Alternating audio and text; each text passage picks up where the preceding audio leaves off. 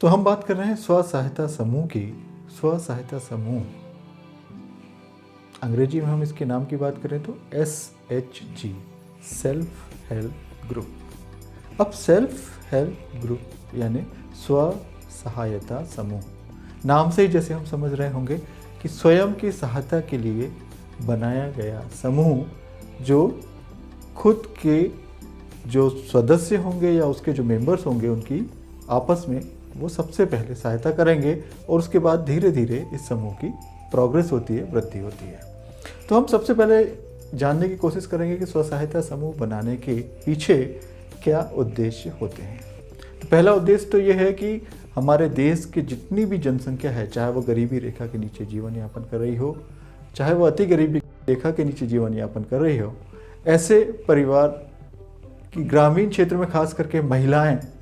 जो कि परिवार के आर्थिक स्तर की रीढ़ होती है, परिवार को जिसको पालन पोषण करने की जिम्मेदारी होती है, दायित्व होती है, तो उनको सबसे पहले हम एकत्र करके, और ऐसे महिलाएं जिनका बहुत ज़्यादा अंतर नहीं होना चाहिए, जिनके अंदर कौन कौन से अंतर नहीं होना चाहिए। सबसे पहला कि उनके जो आर्थिक आधार है, यानी उनका जो आर्थिक परिवेश है, उनकी जो आर्थिक स्थिति है वो लगभग समान होना चाहिए। दूसरी बात करें कि जिस एरिया में वो रहते हैं उनके जीवन स्तर में भी बहुत ज़्यादा अंतर नहीं होना चाहिए। तो ऐसे महिलाएं जिनके एज ग्रुप में भी बहुत ज़्यादा अंतर नहीं होना चाहिए। अमूमन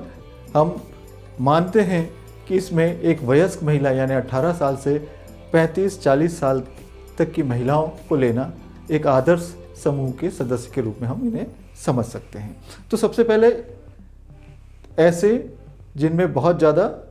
जातिगत अंतर ना हो, या ऐसा परिवेश जहाँ पर जातिगत भेदभाव ना किया जाता हो। दूसरा, इनके आर्थिक स्तर में बहुत ज़्यादा विभिन्नता या भिन्नता ना हो। और तीसरा, ये बहुत स्कैटर्ड यानी अलग अलग क्षेत्र में ना रहते हो, वो लगभग एक समान क्षेत्र में रहते हो, भले ही वो अलग अलग मोहल्ले के हो सकते हैं। यानी हम सोचें अगर एक गांव में हमें स्व सहायता समूह का निर्माण करना है तो हम कोशिश करेंगे एक मोहल्ले की महिलाएं जो एक आर्थिक परिवेश में रहती हैं, उन महिलाओं में हम 10 से लेके 20 महिलाओं तक के सदस्यों का एक समूह बना सकते हैं। अब कोई महिला एक समूह में सदस्य क्यों बने, तो सबसे पहले सदस्य का जो पहला सूत्र होता है वो होता है बचत। स्व सहायता समूह का पूरा कॉन्सेप्ट जो बना है वो बना है कि सदस्यों द्वारा समूह की महिलाएं आपस में बचत करें। अब बचत क्यों करें और उन्हें उससे क्या लाभ होगा, इसकी हम आगे बात करते हैं। तो सबसे पहले हमने जैसे देखा कि 10 महिलाएं एकत्र हुई और 10 से 20 महिलाएं, और उन्होंने एक बचत करना नियमित रूप से प्रारंभ किया। अब नियमित बचत कैसे होगी? वह बचत हम साप्ताहिक आधार पर हो सकती है, वह बचत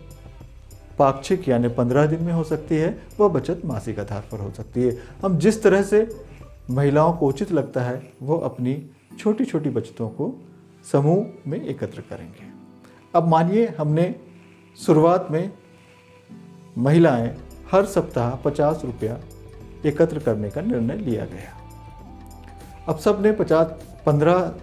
या 14 महिलाएं एक समूह के अंदर है, सारी महिलाएं 50 रुपये प्रति हफ्ते प्रति सप्ताह एकत्र करती है। तो इस तरह से हम सोचेंगे कि 14 सदस्य 50 रुपये यानी 1400 रुपये प्रति सप्ताह उस समूह के पास आ रहा है। अब वो हम देखें तो मासिक रूप से 4 या 5 सप्ताह एक माह के अंदर होते हैं। 4 सप्ताह की हम बात करें तो 14 दूनी 28 और दूनी 54 यानी 5400 रुपये उस समूह की महिलाएं प्रति माह एकत्र कर रही है। अब इस तरह से वो उन्होंने पैसा एकत्र करना स्टार्ट किया और फ्रॉम फर्स्ट मीटिंग, पहली मीटिंग से ही उन्होंने उस पैसे को जो एकत्र किया है वह समूह की ऐसी महिलाओं को दे दिया जिन्हें आपातकालीन पैसों की व्यवस्था थी, और उसके लिए पूर्व में वह किसी साहूकार के पास या अपना कोई चीज़ गिरवी रखकर लोन लेना होता था और उसके लिए भारी भरकम ब्याज दर भी चुकानी होती थी। तो अब ये जो समूह की महिलाएं हैं वो पहला काम क्या करेंगी कि ऐसी महिलाओं को चिन्हित करेंगे जिन्हें त्वरित रूप से कुछ पैसों की आवश्यकताएं होती है, और जो पैसा एकत्र किया गया है उस पैसे को उनको लोन के रूप में वो दे देते हैं। अब हम उदाहरण के लिए अगर किसी महिला को हम कहें कि रामवती बाई को 1000 रुपये की आवश्यकता थी क्योंकि उसे अपने भतीजी की शादी में जाना था, तो उसने 1000 रुपये लेने के लिए समूह में आवेदन किया, समूह के सदस्यों से कहा और सदस्यों ने उसे 1000 रुपये लगा कि हाँ इसे जाना चाहिए और यह इसके लिए आवश्यक है, तो 1000 रुपये उसे उधार दे दिया। उसने वादा किया कि मैं प्रति माह या हर हफ्ते 50 रुपये लोन की वापसी के रूप में भी साथ में किस्तों के साथ अपने जो नियमित बचत है उसके साथ में वापस करूंगी। तो इस तरह से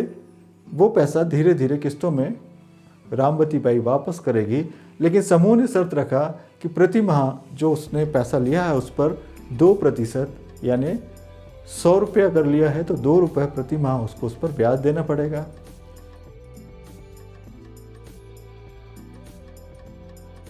ना होगा। तो इस तरह से हम समझें तो दूसरी चीज क्या करना है, समूह को आपस में ऋण का लेन देन करना है। अब तीसरी चीज आती है कि जब हम आपस में लेन देन करने लगे, हमारे पास कुछ नगद 2 महीने, 1 महीने या 2 महीने की बात करें तो 2 माह के अंदर हमें समूह का एक बचत खाता बैंक में खोलना होता है। जिस क्षेत्र में वह समूह फिजिकल रूप से स्थापित होता है उस क्षेत्र में आने वाले बैंक में जाकर वह उस समूह का खाता खोल सकता है। जब समूह का खाता खुलता है तो उसके लिए क्या देखा जाता है, तो उसके लिए आवश्यक है कि समूह में कितनी महिलाएं हैं, उनके पहचान पत्र जो गांव में अमूमन उनके पास होते हैं, राशन कार्ड होते हैं, आधार कार्ड आजकल हर महिला के पास होते हैं तो आधार कार्ड उनके लिए आवश्यक होता है, और एक वोटर आईडी या जो भी पहचान पत्र या निवास के लिए जो प्रमाण पत्र लगते हैं बैंक में खाता खोलने के लिए वो उनको देना होता है। साथ ही समूह की एक नियमावली, समूह का नाम और उस समूह को चलाने के लिए अध्यक्ष, सचिव और कोषाध्यक्ष कौन है जो उस खाते का संधारण करेंगे, उसमें लेन देन करेंगे। इस तरह से एक स्व सहायता समूह का खाता होता है और एक ठहराव प्रस्ताव जिसमें यह चीज़ें लिखी जाती है कि हम इस बैंक के अंदर ये खाता खोलेंगे और इसमें निश्चित रूप से उस खाते के हमारे संचालन के क्या क्या उद्देश्य होंगे, कौन उन खाते को संचालित करेगा। इस तरह का एक प्रस्ताव पास करके हम बैंक में अपना खाता खोल सकते हैं। जब बैंक में खाता खुल गया तो अब क्या करना है आपको कि जो भी आपकी मासिक बचत हो रही है वो सारी की सारी बचत उस बैंक के खाते में जमा करनी है। दूसरी बात, जो हम ऋण दे रहे हैं तो उसका बाकायदा हमें आवेदन पर लेना है और आवेदन को समूह के जो सदस्य है वो सदस्य समूह की बैठक में प्रस्ताव पारित करेंगे और उसमें बाकायदा दर्ज करेंगे लोन का अमाउंट, ब्याज की तय दर और पुनर्वापसी यानी ऋण की जो वापसी होगी वह किस तरह से होगी उसकी पूरा विवरण हमारे समूह के मिनट बुक में लिखा होना चाहिए। तो इस तरह से ये तीसरा इम्पॉर्टेंट काम है। अब चौथा इम्पॉर्टेंट काम है कि जो भी हम गतिविधि कर रहे हैं समूह में, एक तो बैठक रजिस्टर हर समूह का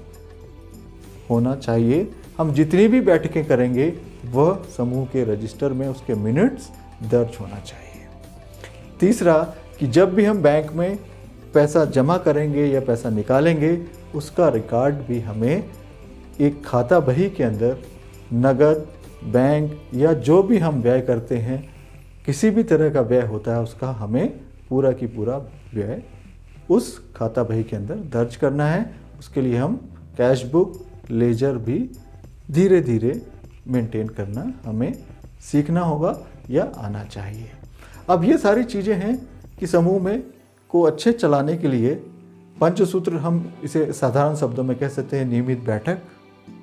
नियमित बचत, मासिक बचत, नियमित खातों यानी बैंक खाते का संचालन, नियमित इंटरलोनिंग, नियमित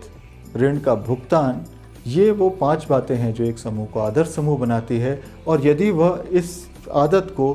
निरंतर 3 माह तक करता है तो 3 से 6 माह की अवधि में वह एक रिवॉल्विंग फंड जो कि 10 से लेकर 15,000 रुपये तक हो सकता है वह समूह को मिलता है, जिसको वो फिर से इंटरलोनिंग में या इंटरलेंडिंग में अपने समूह में यूज़ कर सकता है। तो जब कोई समूह 1 से 6 महीने तक फिर इसी तरह से बचत इंटरलोनिंग, मीटिंग, उसके मिनट्स, अकाउंट कीपिंग और सारा के सारा व्यवहार जो है बैंक के माध्यम से लेन देन का करता है, तो उसको ग्रेडिंग के लिए पास किया जाता है, और या हम कहें कि वह लोन लेने के लिए एसेस करने के क्षेत्र में उसका पहला कदम होता है। अब ग्रेडिंग के लिए कुछ मापदंड होते हैं, जो मैं अभी बिल्कुल शुरू से हम बात कर रहे हैं कि खाते होना चाहिए समूह का, बैठक, जो भी बैठक हो रही वो नियमित अवधि के दौरान होना चाहिए, उनकी बचत, मासिक बचत नियमित रूप से बैंक में जमा होना चाहिए, उनके लोन की जो वो लोन दे रहे हैं उसका भी बैंक में रिकॉर्ड होना चाहिए, और जो ऋण वापस हो रहा है उसकी किस्तें भी बाकायदा हमारे बैंक खाते में जमा होते रहना चाहिए, और हमारा समूह में कितनी बॉन्डिंग है, सदस्यों का आपसी किस तालमेल है, और समूह आगे भविष्य में क्या क्या योजना या क्या ऐसे कार्य करना चाहता है जिससे सदस्य के समूह के सदस्यों की आर्थिक स्थिति में वृद्धि हो सके, ऐसा कोई काम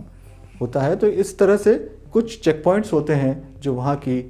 ग्रेडिंग कमेटी के लोग आते हैं, और वो आपके दस्तावेजों को देखकर समूह के सदस्यों से चर्चा कर कर समूह की ग्रेडिंग तय करते हैं। जब किसी समूह की ग्रेडिंग अच्छी होती है तो उसे फिर एक लोन का प्रस्ताव बनाकर बैंक को देना होता है, जहां वह प्रति सदस्य